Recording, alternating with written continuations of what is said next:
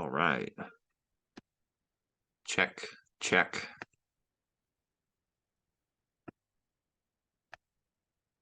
Okay.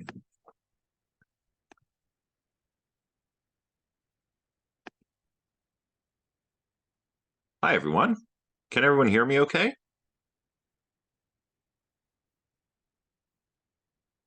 Morning. Excellent. Not too many people here today. Some people might still be updating Zoom. I just had to update Zoom myself. So, well, we should start right now. Class does technically begin at, yeah, the meetings are always, oh, the meeting's set for 10:30. Oh, geez. Oops.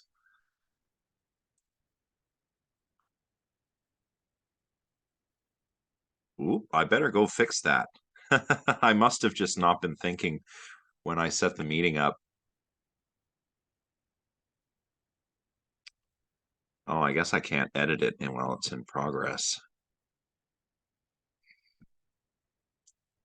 Oh, no, maybe I can. The other meeting is set properly.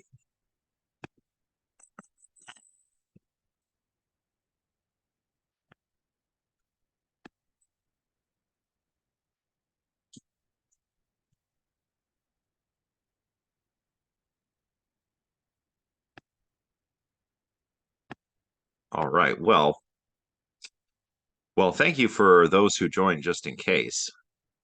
Um, yeah. I must have just had a brain fart there. The other meeting, Wednesday's meeting, is set for the correct time. So I guess I just was in a rush and picked the wrong time. Well, oops. Okay, well, in any case, here, let's fix this curtain. Well, so that we can see. So today the topic is um, perception, specifically philosophical theories of perception. We're going to start things off by talking a little bit about our common sense notion of how we perceive objects and their properties in the world, assuming that there is an external world to perceive.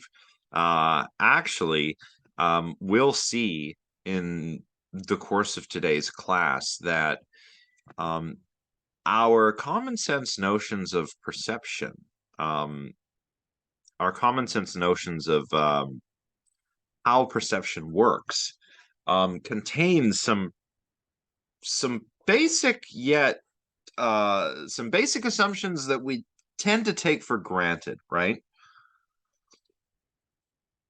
We'll see what I mean when we get into it. So let's do that now. So think about how you perceive the world around you. Um, the common sense notion is that our senses deliver information about the world to us. Um, and it's via my senses that I can know that there are objects in the external world. It's via my senses that I can come to know what their properties are. That is like what they're like. Um, and I have a number of senses. We call these sense modalities. A modality in this context would be, sight, sound, touch, smell, taste, right? Um, these are all the different modalities of our senses. So let's talk about how it seems to us that all of this works, right? Let's try and generate an example from each sense modality. You can start with smell, right? I'm smelling this coffee. I can smell the aroma of coffee. And it's lovely. It seems to me that there must be a coffee cup out there in the world. And somehow my senses are telling me about that. modality of olfaction or smell delivers information about this object. So there is a coffee cup, sure, but also I can smell that it smells sort of bitter and coffee-like. So there's definitely something out there, namely this coffee cup. To expand to another modality, I can taste it. I can taste the bitterness of coffee. And moreover, it seems to me, not only is this coffee cup really out there in the world, but that the coffee smell and the sort of bitter taste are there in the coffee somehow, if you see what I mean, right? And this example is not just so that I can continue sipping my coffee, by the way, although I am going to continue doing that. So our senses present us with a picture of the world where we've got objects, they've got certain properties that seem to be in the objects. Can we think of other examples of how this works using some of our other senses? And you can just go ahead in the chat or raise your hand if you like.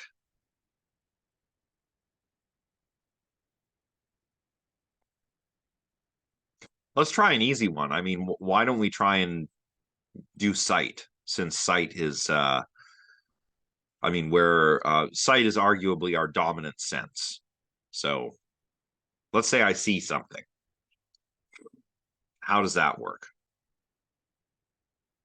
Yeah, so um,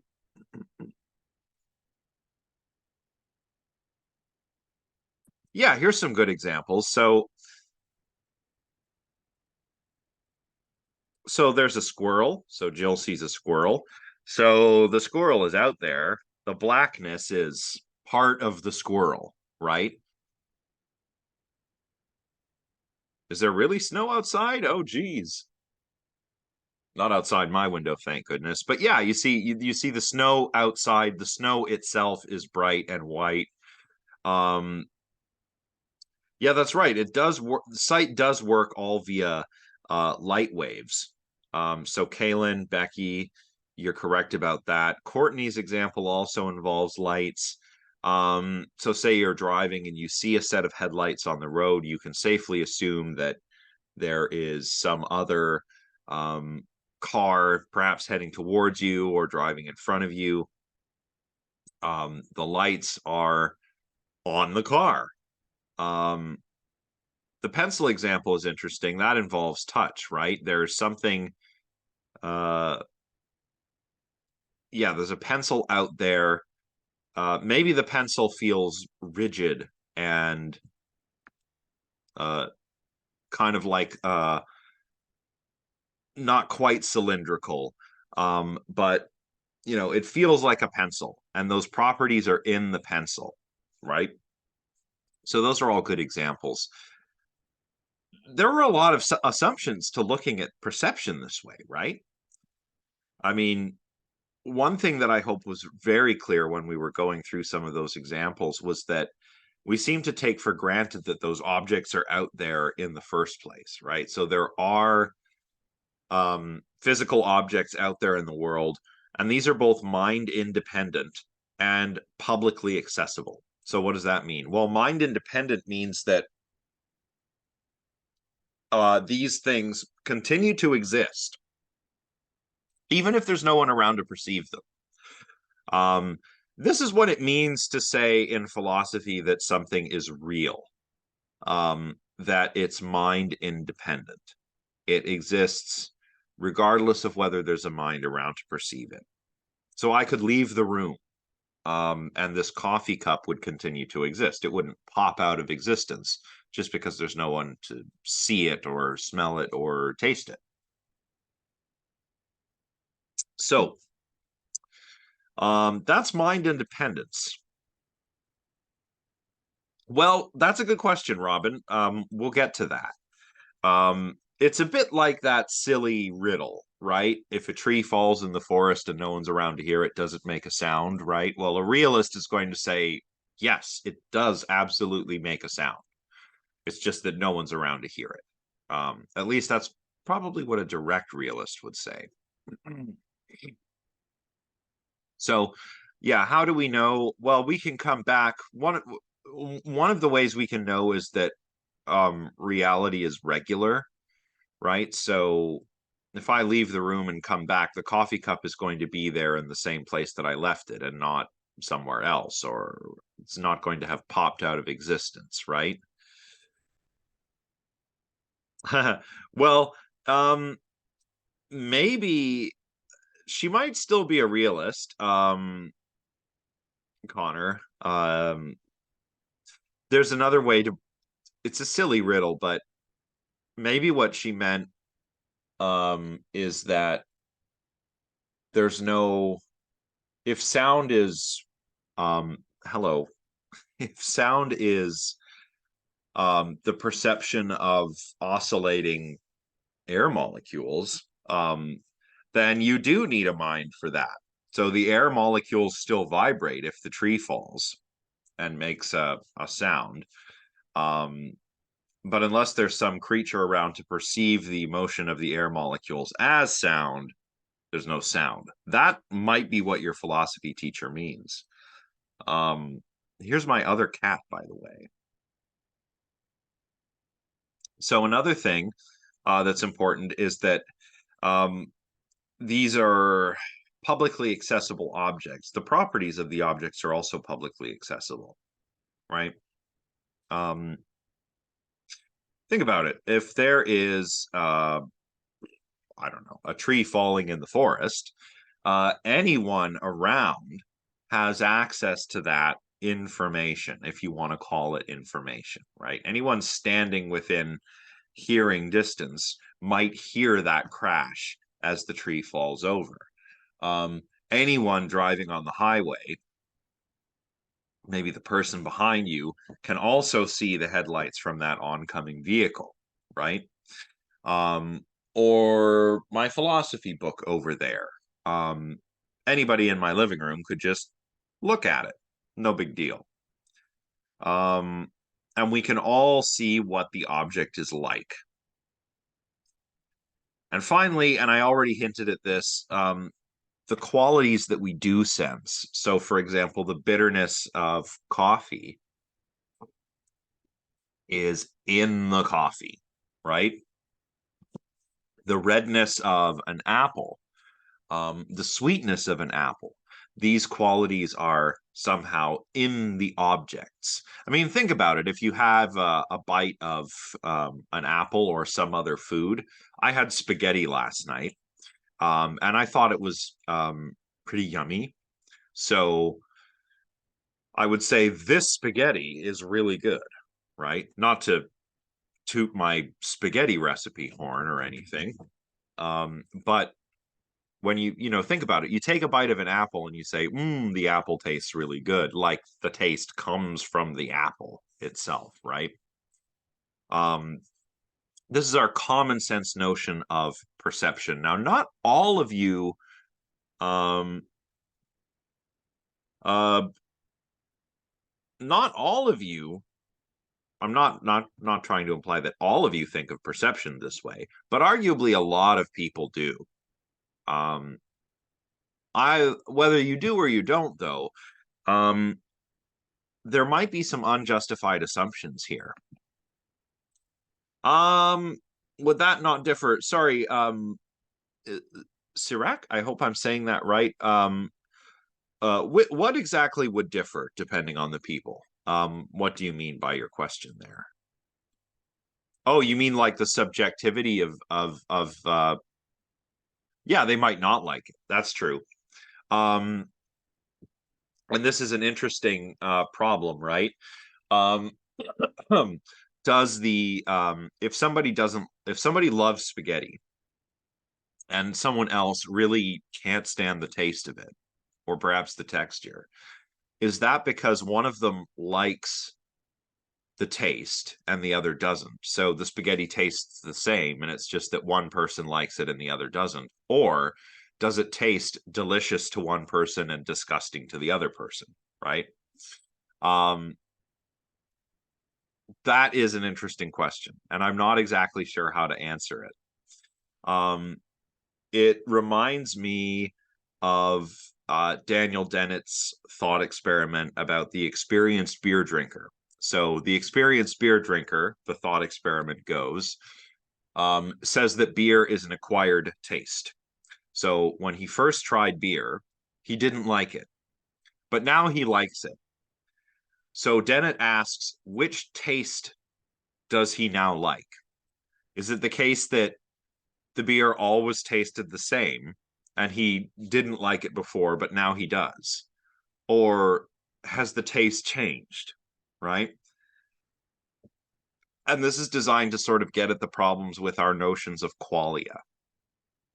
And qualia are those subjective, felt what it's like aspects of our experience, right? Like the savoriness of spaghetti or the sweetness of an apple or something, right?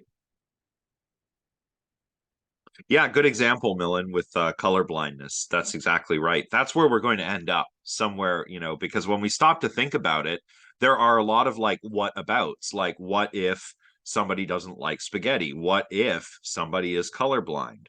Um,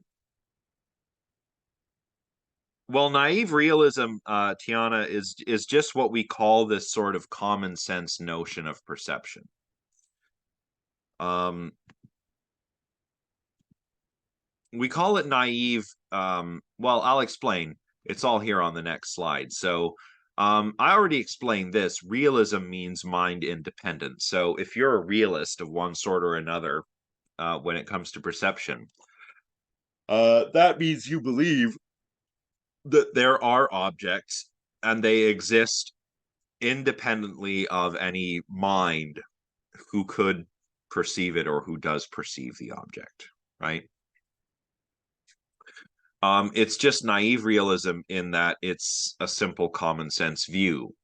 It's naive um, in the sense that once you start thinking it through, you realize that there are perhaps problems with that view. Some of those problems you all pointed out, right?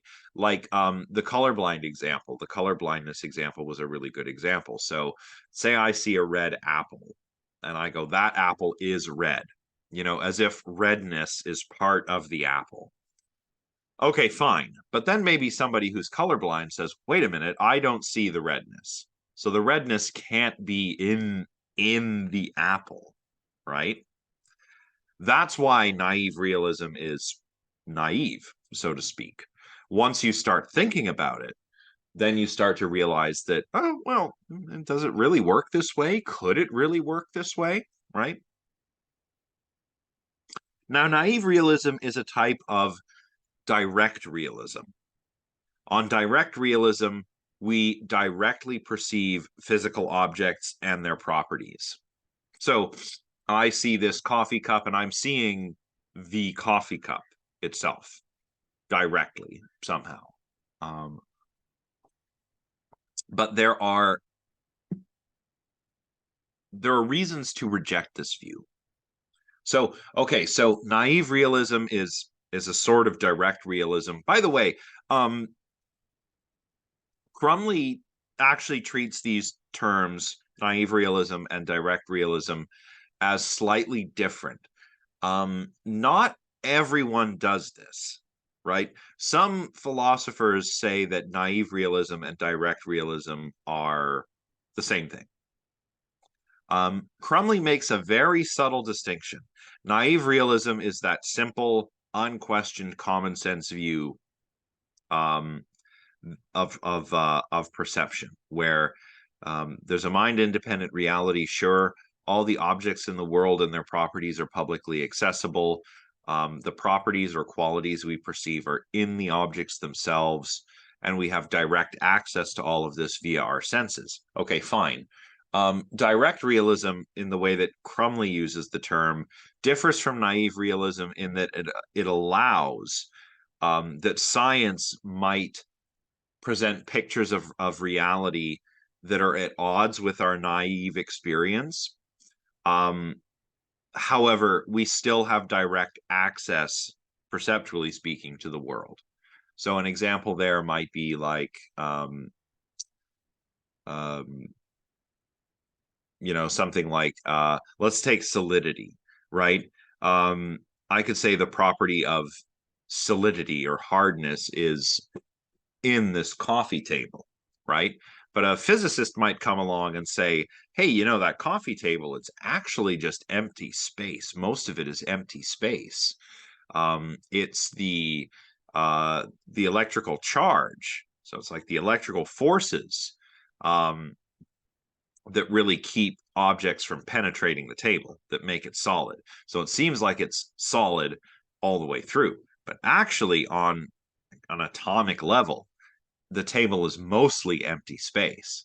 And I could say, oh, okay, that's pretty cool, Mr. Scientist.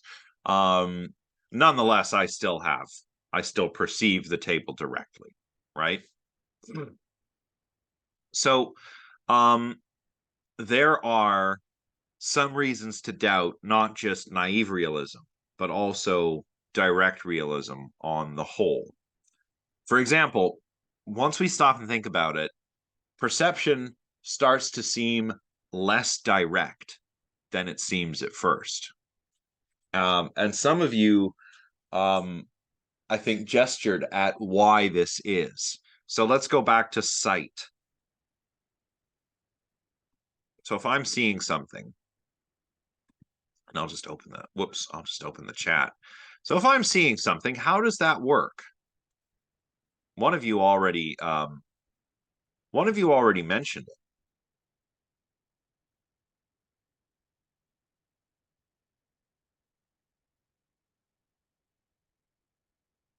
Reflection of light. Yeah, light can be a particle or a wave, interestingly enough.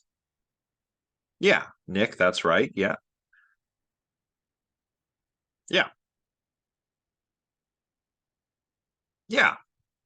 Yeah, all of you have a pretty good idea of how vision works and the indirect sense in which it works at that. So if I see this coffee table, or rather the coffee cup, that's because light is reflecting off of its surface. The surface actually selectively reflects light. So light comes in, white light contains all the colors of the visual spectrum, but this cup selectively reflects certain ones, mostly sort of like a whitish grayish wavelength of light. Now, while that's going on, the light is reaching my eyes and it's going in through my pupil and being projected onto the retina at the back of my eye. And it activates photoreceptors there, rods and cones, which are like nerve cells. Cones detect color, rods detect, I believe like edges, black and white stuff, things like that. That information gets transduced into nerve signals, which eventually go all the way back to my occipital cortex, which is back here. And a bunch of very interesting stuff happens such that I perceive the coffee cup, right? So, yeah, perception is indirect, it seems, once we stop and think about it. Crumley's example is much more straightforward. Crumley just says, imagine you've got a piece of cake that you're saving for later. You come back later and all there are crumbs. Well, you infer that somebody else ate your cake, right? But you do this you perceive you make that you perceive it indirectly via that inference thanks to the crumbs, right? Um, Also, does it make sense to say that the sensible qualities are in the objects? Well, maybe not, right? And I think the colorblindness example, really illustrates this.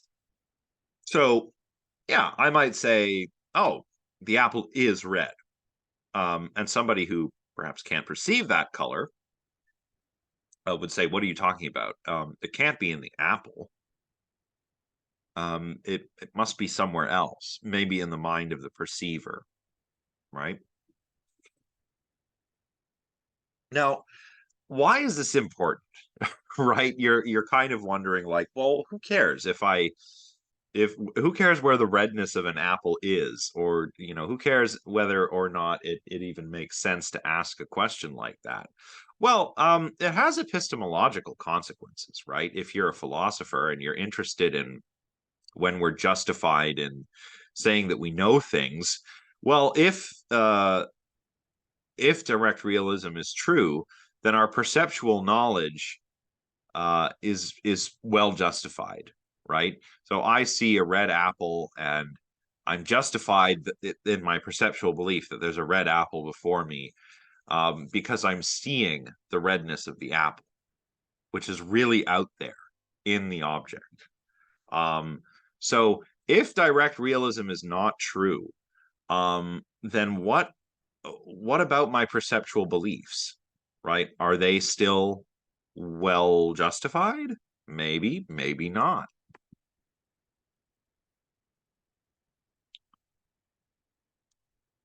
Yeah, I mean, this is my suspicion, Sam. Um, however, there's a problem, right? So you may have heard of the inverted spectrum argument,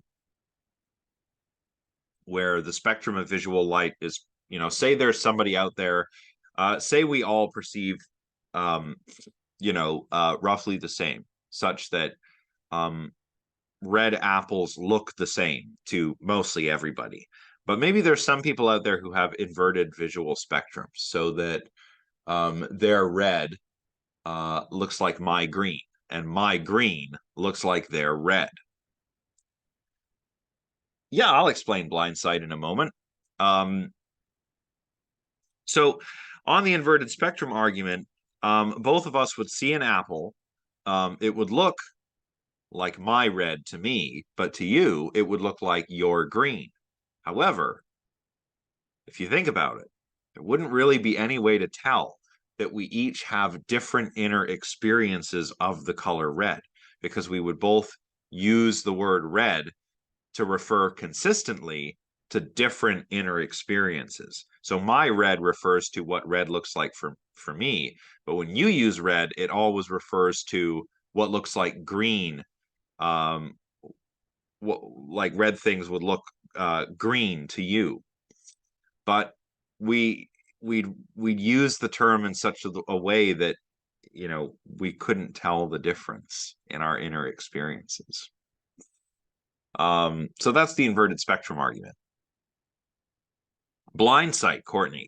Blind sight is really interesting. So blind sight occurs when there's to damage to the brain. You see, we have in our brains, and this is Crumley doesn't explain this, but it's helpful in order to understand blind sight. So we have actually two different visual streams in the human brain. So after some processing occurs in the occipital cortex, sometimes information takes a dorsal path, sometimes it takes a ventral path. Um, one of those streams is for um, seeing, right? The dorsal path, um, the dorsal path is for, we call it vision for action. So if I want to reach out to this coffee cup, I'm using my dorsal visual pathway to coordinate the movement of my hand. If I'm looking at the coffee cup and identifying it as a coffee cup, I'm using my ventral pathway, which goes to my from the occipital cortex to the temporal cortex. What happens in blind sight is some damage to the brain, such that the ventral pathway is damaged. Uh, so I no longer have the phenomenal visual experience of my coffee cup, but I could still interact with it using the dorsal pathway. So that's why people with blind sight score above chance on tests of vision, um, yet they report that they can't see anything. Um, it's like seeing without a visual experience. It's a very interesting phenomenon, right? And usually blindsided people are blindsided within one eye or within one area of the visual field in one eye. Um, So you can't see in the sense that you don't have this phenomenal experience, this visual experience. Um, Yet you can still come to know things about the objects in your immediate environment. Um, yeah, yeah, Casey, that's interesting. Yeah. Um, Milan, what if the color of the apple is uniform to most people because our brains are mostly uniform and not because the apple's color? Well, yeah, but conceivably there could still be differences between individuals in terms of how things are perceived. In fact, some women, this is somewhat rare, but most people have rods and cones for three different colors, right? I think red, green, and blue. But some women, a small percentage, have a fourth type of cone, so that they can see a little bit further into the violet end of the visual spectrum. It's a genetic thing. It's really interesting. Um, so they might be able to perceive other sorts of violets and purples. Um, Interesting.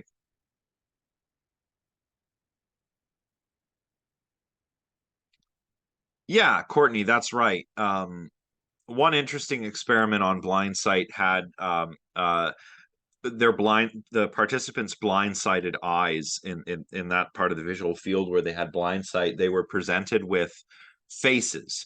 Now we automatically respond to the emotional expressions on other people's faces. So if someone smiles at you, you often like unconsciously smile back, right? So we'll present a blindsided person with say a smiling face in their blindsided eye, and they'll smile. The person will smile, but um they uh they do not see a smiling face. It's like it's so weird. Um, but yeah, very interesting. That's interesting.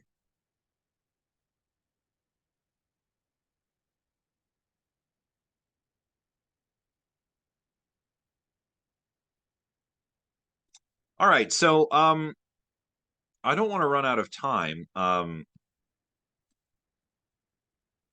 This is a rather dense chapter. I've gone too far. Okay, so do we really perceive the world this way? Are we really in direct sensory contact um, with the world directly? Well, by the way, this here is what I said earlier, so I won't repeat this, but there are arguments which challenge the claim that we're in direct sensory contact with the world. These are the arguments from illusion. After all, it's possible to be mistaken about what's out there in the world, right? Bishop George Berkeley had this experiment in order to try and show that we're not in direct contact with the world. He said to take one hand, place it in cold water for a bit, and while you're doing that, take your other hand and place it in hot water for a bit. And after a short while, if you place both of your hands in lukewarm water, you'll notice a different sensation in each hand. But the water temperature that you've placed both hands in is uniform. So, where is the difference in temperature? It can't be in the water. It must be in your hands or in your nervous system or something like that, right? Or Bertrand Russell, right? Bertrand Russell, who was a 20th century philosopher, pointed out that the same object can appear differently, even if it's just viewed from a different perspective, right? You could look at a table or a book or something that has a regular shape and see it as a square or a rectangle or perhaps a diamond, depending on your perspective. And then, of course, there are perceptual illusions, which I'm disappointed are not included in this chapter. But let's take a look at some. Maybe you've all seen this one. So tell me what's going on here. I mean, just tell me what you see, actually. Let's start with that.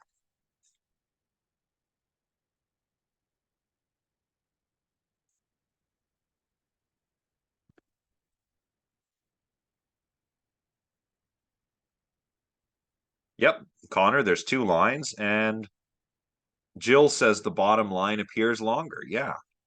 Does anyone else find that the bottom line appears longer to be the longer of the two lines? Yeah. Yeah, a couple of you so Poppy and Nick are correct. The bottom line appears longer, but they're the same length, right? And that's probably because of these little arrows on the end that somehow trick our brains. So we have the experience that the bottom line is longer, but both lines are the same length. And this could be because we're used to navigating around a three-dimensional scene where, say you look at the corner of a wall, imagine that this is vertical, this line is vertical. This would be like if you were closer to the edge of the corner. And this one would be like if you were far away. Now, the brain has to make sense out of that. The brain has to go, oh, well, even though I'm closer and this looks bigger, I know it's a certain size. Similarly, even though this is far away and it appears smaller from this perspective, I know it must be a certain size.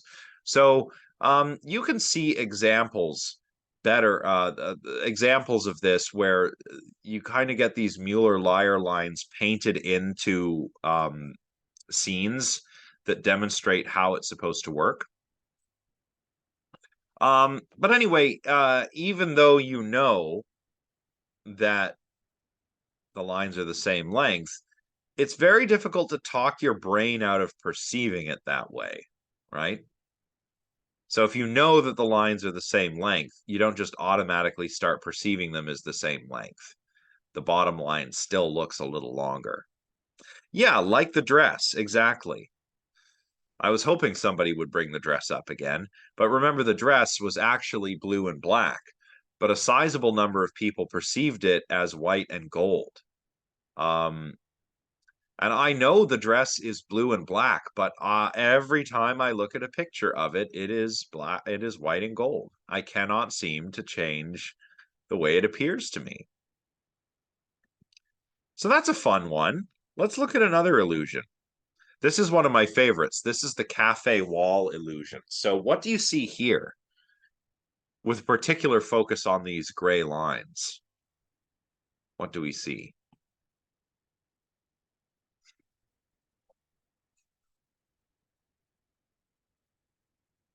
Are the lines straight or are they kind of crooked?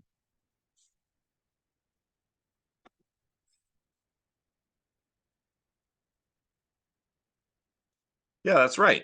The lines kind of look all askew and off kilter. They look like they're kind of bendy or curvy. They're actually straight. Yeah, the pattern is parallel. This particular illusion, I believe, was named by Richard Gregory.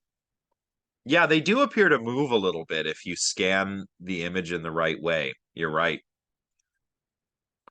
But yeah, these gray lines are straight, but they look kind of bendy. Richard Gregory named this illusion after um, the wall of a cafe that he would frequent that had black and white tiles arranged like this and which gave this weird illusion. Um, so that's the cafe wall illusion. How about another one? This is a famous one. This is the Ebbinghaus illusion. So, what can you tell me about the sizes of the blue circles?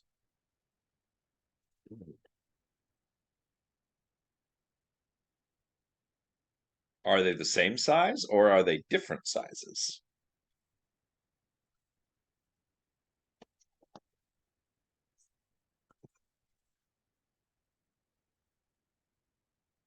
Yeah, they actually are the same size. Yeah, Hannah's exactly right. This circle over here appears bigger than this one, However, they are actually the same size. The Ebbinghaus illusion reminds me a little bit of the moon illusion. I'm not sure if you've ever done this. Probably some of you have accidentally, if not intentionally. But if you go out and you happen to spot the moon while it's rising, when it's close to the horizon, it appears very large. But when it's high up in the sky, it appears much smaller. However, the angular size of the moon doesn't change. It's actually an illusion. When the moon is closer to the horizon, it looks very big, but when it's up in the sky, it looks small. But you could check the angular size of the moon by, taking something like a ruler and holding it out at arm's length and, actually measuring the distance across the moon. You can do that when it's on the horizon and then later when it's higher up in the sky, and you'll find that the angular size does not change. So that's the moon illusion. That's one of my favorite illusions. And again, as with all these illusions, once you know, like for example, once you know these circles are actually different sizes, it doesn't stop you from perceiving the circle surrounded by the smaller white dots as larger. Finally, this is one of my favorite illusions.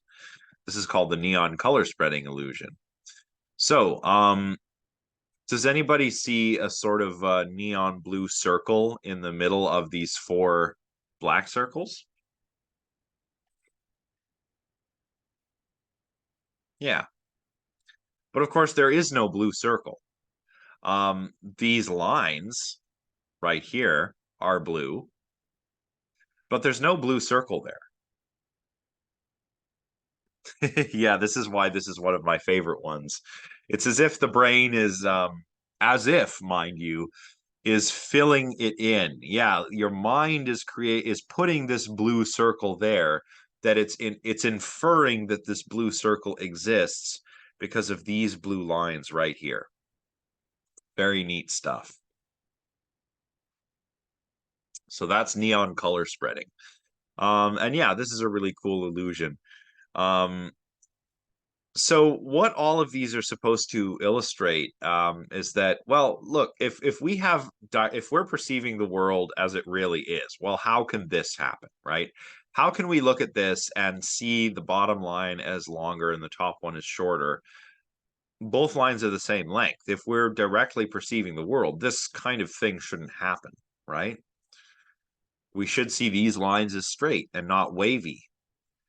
We should see the blue circles as the same size. They are the same size, but we don't see it that way. And we certainly should not see a blue circle where there is none, right?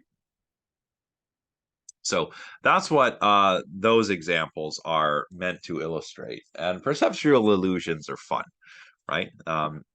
It's fun to talk about, fun to look at them. But one thing that they might show us is that we are not really in direct contact with the world, sensory contact with the world, that is.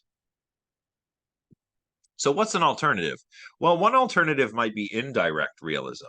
So there are different forms of this idea, but what they all have in common is that we have internal states, mental representations that represent objects in the external world and their properties.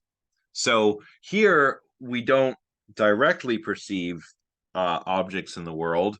Rather, we indirectly infer their existence. So let's say I see an apple, a red apple. What I see is not really the apple itself. What I'm seeing is my mental representation of the apple. Now, how do we make sense of all of this? How do we make sense of how this happens? Well, one way might be with this idea of sense data. So, what are sense data? They're not the most straightforward thing to understand, but Bertrand Russell characterized sense data as follows. He says, Let us give the name sense data to the things that are immediately known in sensations. Such things as colors, sounds, smells, hardness, roughness, and so on. We shall give the name sensation to the experience of being immediately aware of these things. Thus, whenever we see a color, we have a sensation of the color, but the color itself is a sense datum, not a sensation. The color is that of which we are immediately aware, and the awareness itself is a sensation.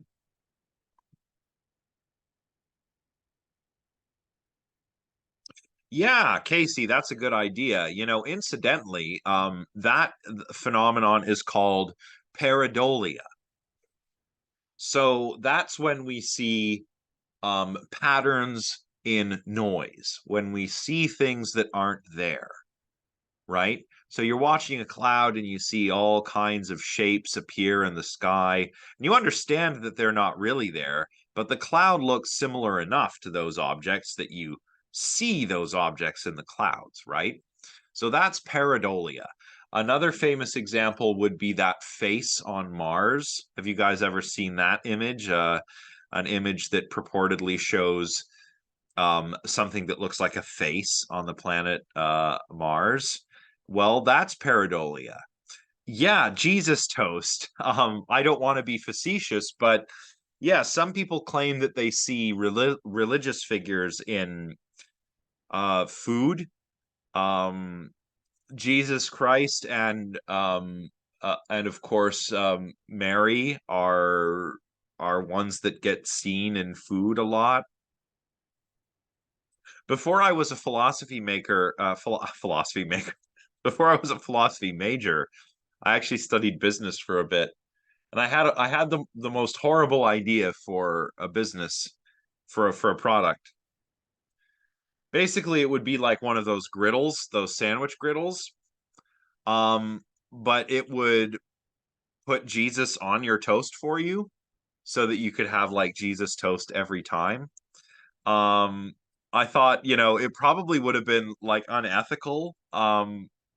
But yeah, I thought it would have been kind of fun. It exists? Oh, of course someone else has thought of it. Yeah, I should have done it. I could have been rich, I tell you, rich. No, yeah.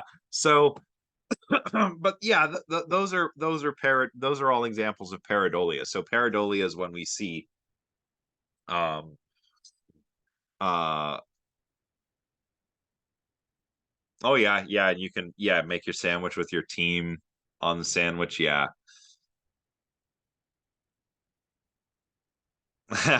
Darth Vader. Yeah. Well, so that's my point is that um these are examples of pareidolia when we see things that aren't there. The brain is after all like a pattern recognizer or like a predictor. Your brain's job like if you talk to a neuroscientist, one of the things that they'll tell you is that the brain's job is to predict the way the world is going to be.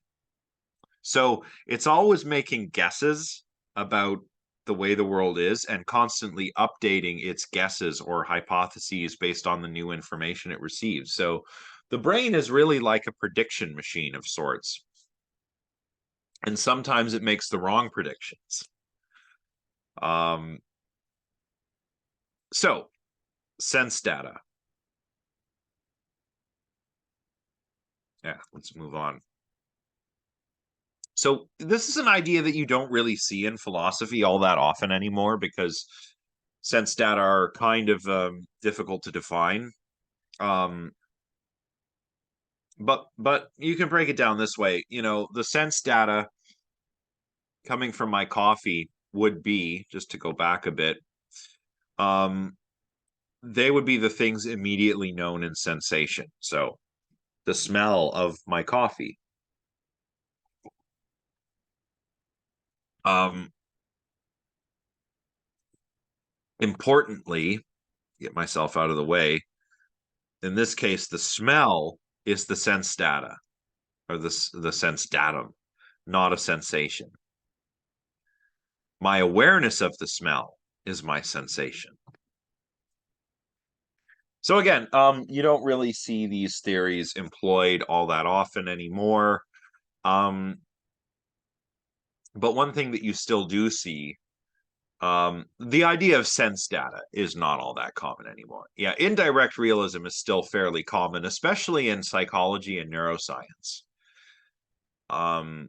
It's there's kind of been a revival of direct realism in philosophy these days, but oh, excuse me. But if you talk to a neuroscientist, you will get something that's quite a bit like indirect realism. Okay, so one of the things that you, speaking of neuroscience, that you still do see quite a lot is the division between sensing and perceiving, right? Um, I can sense things like, lightness, darkness, colors, hot, cold, hardness, softness, etc. But perceiving is a little more complicated. Perceiving is recognizing objects as the objects that they are, right? Sense data are treated as mental objects, specifically mental representations. So sense data themselves are mind dependent. So um, the objects in the world are mind independent, but sense data about those objects are mind dependent. And finally, our experiences or sensations can be conceptualized or unconceptualized. So conceptualized, well, think about it. Like when you perceive, like, let's say you're looking at something outside, like a car. There's a car parked over there on my street, for example. I see it as a car. I don't see it as this weird jumble of tires and metal and glass with some people inside, right? I look at it and I see a single object, a car. So in that case, my perception is conceptualized because all that sense data, my brain is going, hey, that matches up with my concept of car. So I see it as a car and not some disconnected bunch of parts, right? I remember William James described the experience of a baby as a blooming, buzzing confusion. And I think that what he meant was that babies are probably not old enough and haven't developed enough to have conceptualized experiences of the world. So to be a baby, it's loud and bright and probably a little painful because everything is unconceptualized, right? And this also relates to the difference between sensing and perceiving. Sensation can often be unconceptualized, right? If I'm sensing something, I'm sensing simple things like warm, cold, bright, dark, etc. To perceive, though, my perceptions have to be conceptualized, right?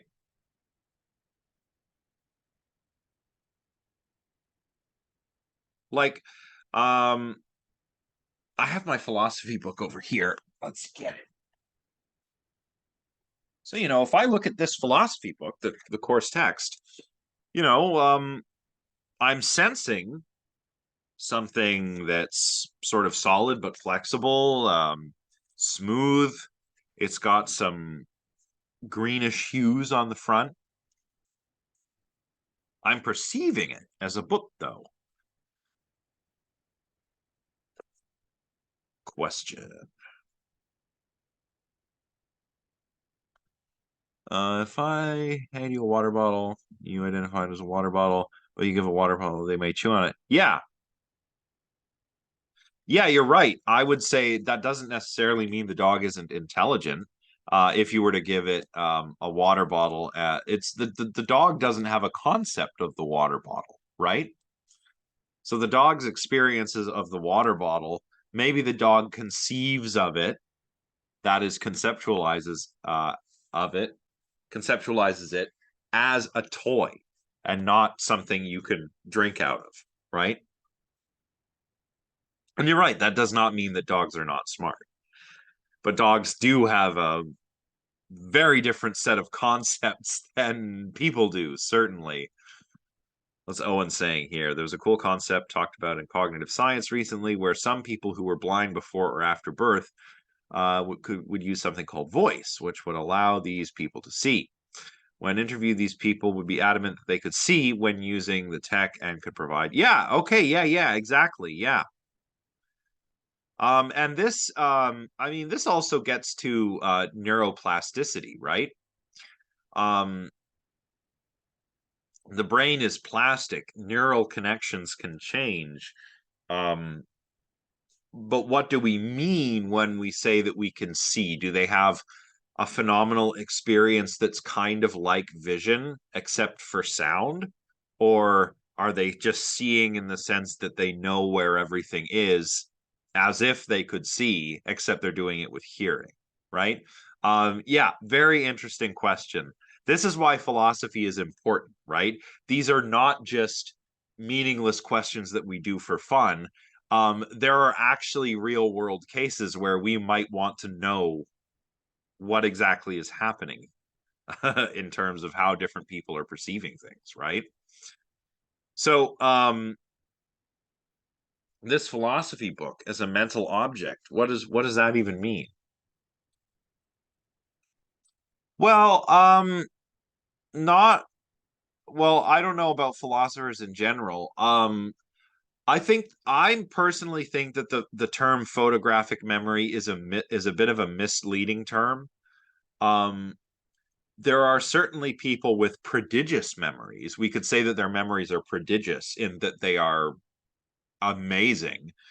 Um, does that mean that it is literally like taking a picture and then reading off of the picture in one's mind? No, probably not, right?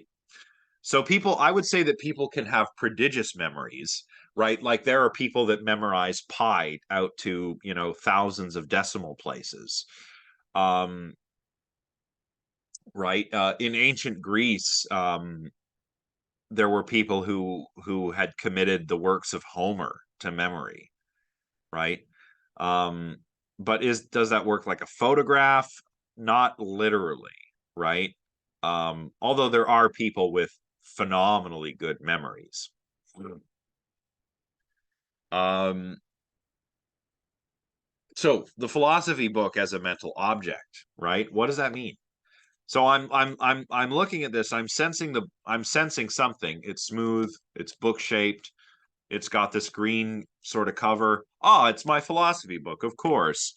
I'm perceiving the philosophy book. What is this right here that I'm perceiving, though? Am I perceiving something that's out there in the world directly, or is this more like a mental representation?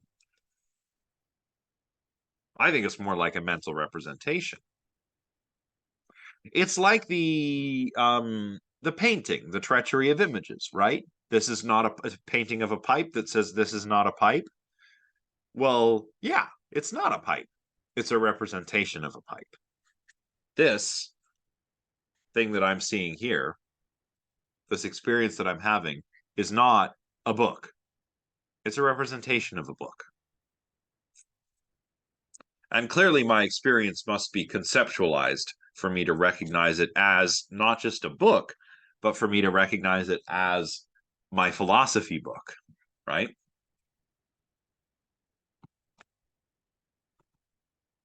All right. So, um, geez, I hope we can finish. So what are the problems with the idea of sense data? Well, um, what are they? Just what are sense data? Are sense data physical? If they are, there's a problem. If they're physical and if they're internal to us, so they're mind dependent, remember, then they must have something to do with the brain. So maybe sense data are realized by different brain states, different neural firing patterns in various neural networks, for example. Well, the problem with that is that there's nothing phenomenal. There's no qualia in the brain, right? If I see a red apple and I have this experience of redness, there's nothing red about my neural firing patterns. When I take a bite of the apple and I taste that it's sweet, there's nothing sweet in my neural firing patterns, right? So if sense data are physical phenomena, then where does this subjective um, qualitative aspect of my experience come from?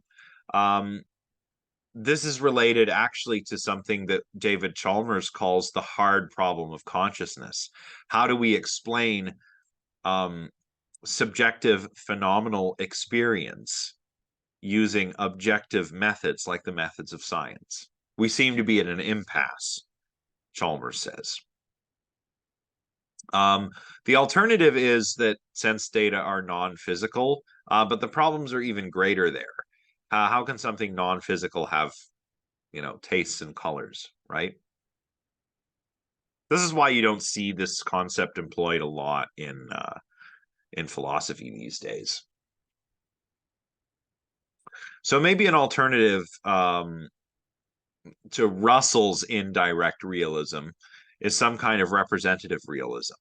So this is a variant of indirect realism where the only things that we're immediately aware of are our mental representations of objects in the world. These objects really do exist out there in the world, and they cause sensations and perceptions in us.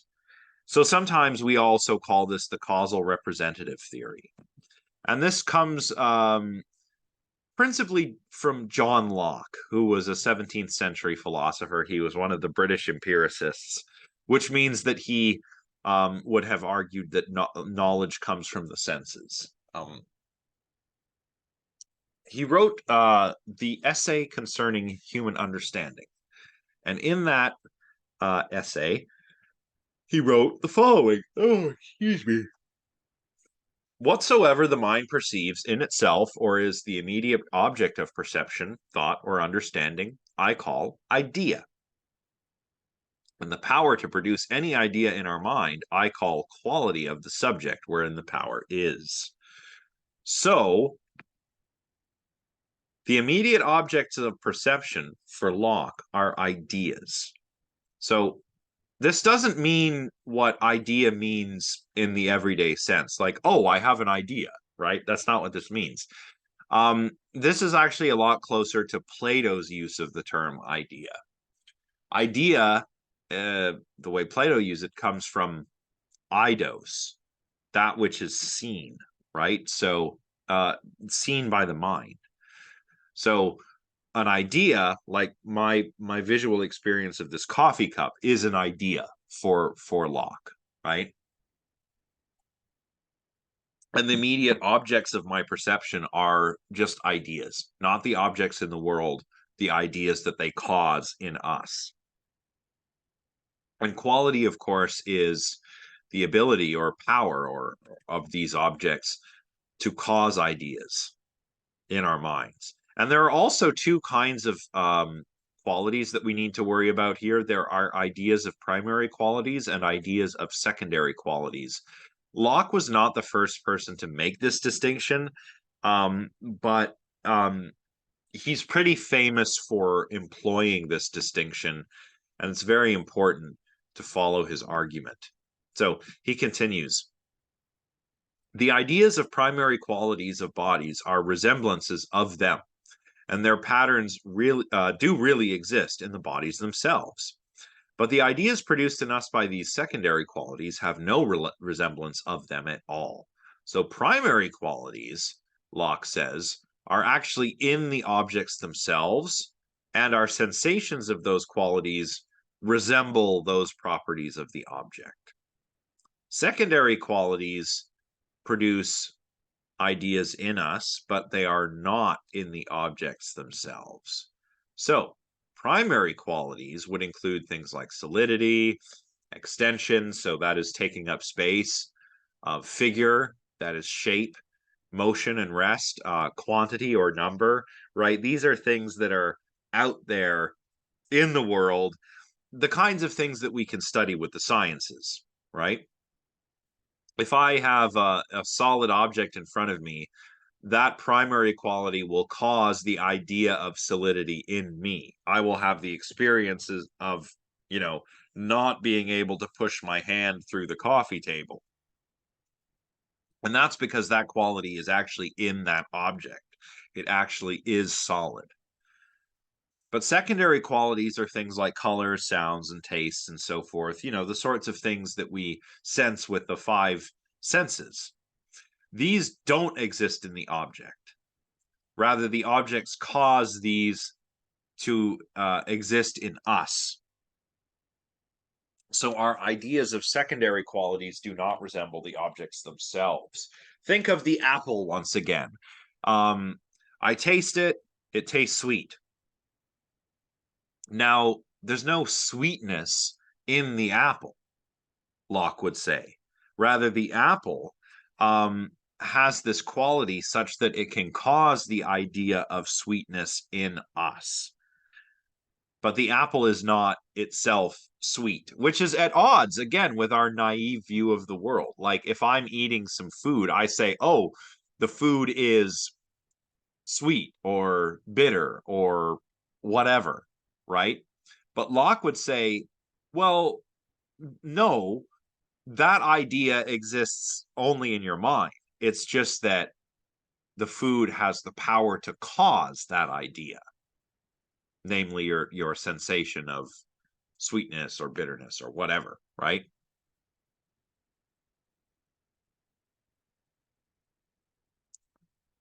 Yeah, Locke would say that color is secondary because there's nothing in the object, like the objects themselves. We can think of it this way. Locke would have known a little bit about this, um, but he would say that the objects, the light reflecting off the surface, causes in us ideas of color. That's why, the color is not in the object. Having color, I'll put it this way, like for an object to have a certain color, it needs to reflect light waves in a certain way, but you also need a mind to perceive those light waves and have the experience of color, right? This is something that Locke would say you don't need to be counted as solid, right? Solid objects are going to be solid and extended regardless of whether there's a mind around to perceive them. But objects will only be blue if there's a mind around to perceive them as blue, right?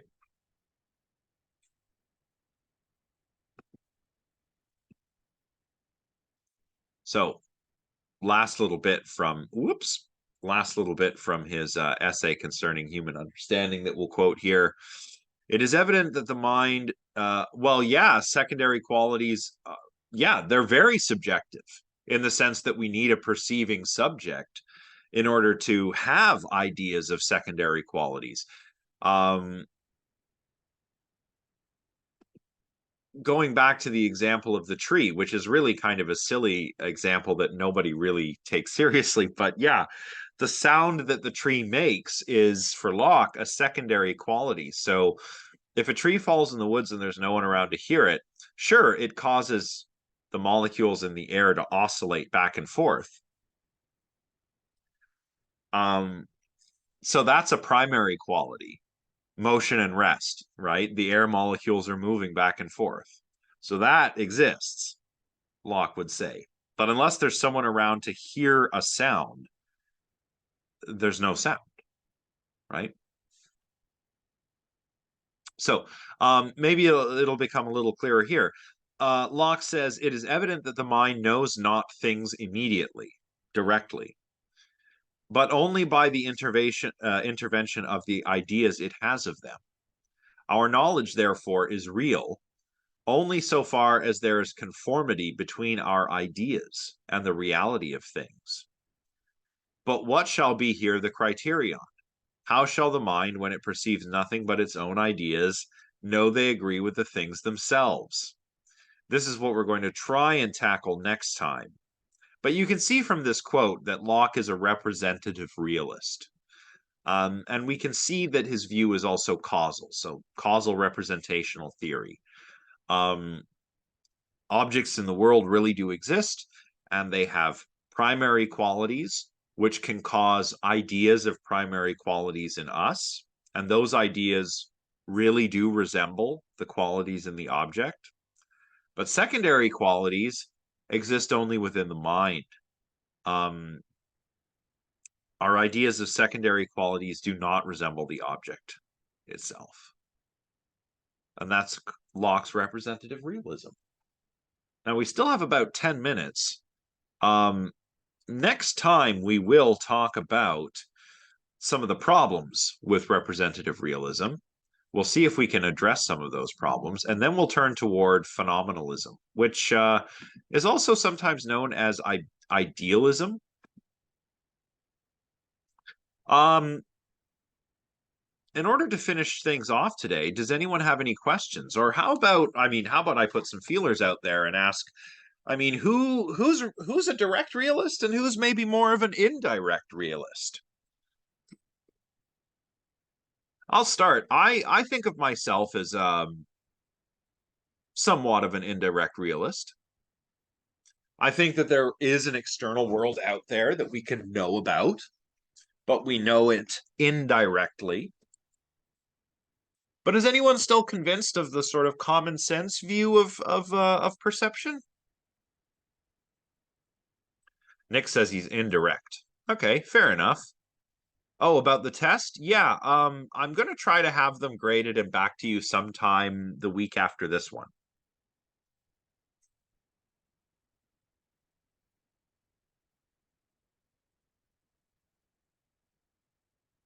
Oh, okay, interesting. So you say we have direct contact with the world. Well, and that's one of the things that we're going to talk about next time is some of the ways in which direct realism has sort of made a comeback. I mean, just because you're a direct realist doesn't mean you have to be a naive realist, right? It's naive realism that I think is the problematic one. But perhaps some version of direct realism makes sense. Yeah, Sam, that's what I'm sympathetic to that.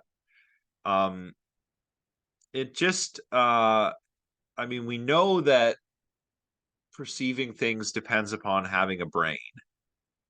We know that changes to the brain can affect our perception too, right?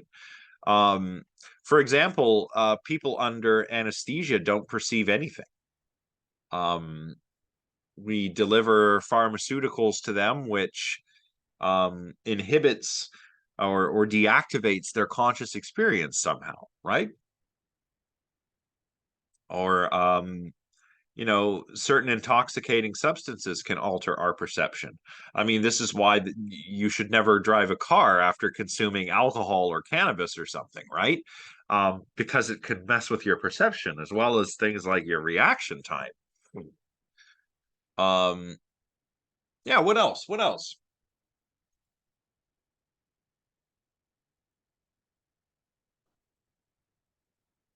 What about the idea that there is no external world?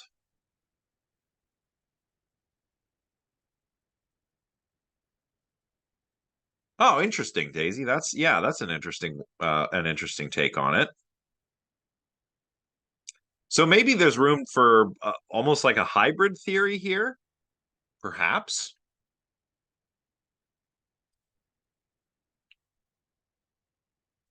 But what about the idea that there aren't real objects out there, that there are not mind independent objects? That's what Berkeley's phenomenalism is all about. And sometimes this is called idealism. Um,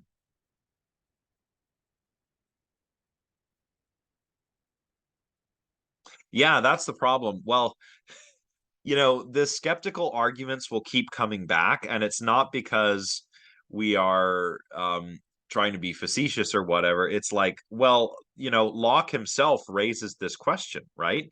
Right at the end here, he says, um, But what shall be here the criterion? How shall the mind, when it perceives nothing but its own ideas, know they agree with the things themselves? If all I have are mental representations, what's my guarantee that uh, I'm in touch with the world at all, and that my perception and my sensations are accurate or veridical, right? What's my guarantee? The skeptic can say, you don't have one, right?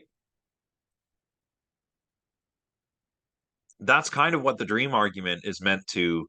The dream argument and the demon argument are the strongest versions of those types of skeptical arguments that Descartes could come up with. And Descartes could only defeat them by taking his rationalist, foundationalist approach. Locke is not doing that, right? Because Locke is an empiricist. If there's no external world, does that mean my senses are just filling in the gaps to have my mind think there is a world? Well, maybe. Um, and Ryan says that sounds silly. Yeah, well, yeah, I'm not unsympathetic to that. I mean, I get why idealism or phenomenalism might sound a bit strange. Absolutely, I do. Um, as we'll see, Berkeley offers a version of phenomenalism where you know, things continue to exist. There is only perceptions. Um, uh, and Yeah, no, the idea of the world not being real. No, I know what you mean. But remember that in philosophy, real just means mind independent. So to say that the world isn't real doesn't mean that it doesn't exist. What it means is that it needs a mind to perceive it in order to keep existing, right? And for Berkeley, that that is like that's one of God's jobs, right? Like I leave the room, my coffee cup still exists, the room still exists, there's no one around perceiving it. Well, it's okay, Berkeley says, because God is always around perceiving everything, right? So that's what we're going to be talking about next time. Um yeah, I think that well, I don't know if we'll ever get there with this level of VR, but you're right. Like um this this simulation theory, right? The idea that we live in a simulation is a lot like some of the philosophical theories that we're going to be covering next time, or like Plato's cave. If you've read that, you can find that in the Republic, his dialogue, the Republic. Well, yeah, Barclay would say no. We can't just create whatever. Um, Again, because God is kind of like the guarantor of reality. But we'll talk about that next time. So, all right. Yeah, we better wrap it up. It's about time to get going. Thanks everybody. This was a fun one. This is one of my favorite topics. And we'll get together again on Wednesday and finish talking about this chapter. And we'll cover problems with direct realism and then talk a little bit about variants of phenomenalism. So have a good rest of your Monday, and I'll see you all on Wednesday. Bye for now.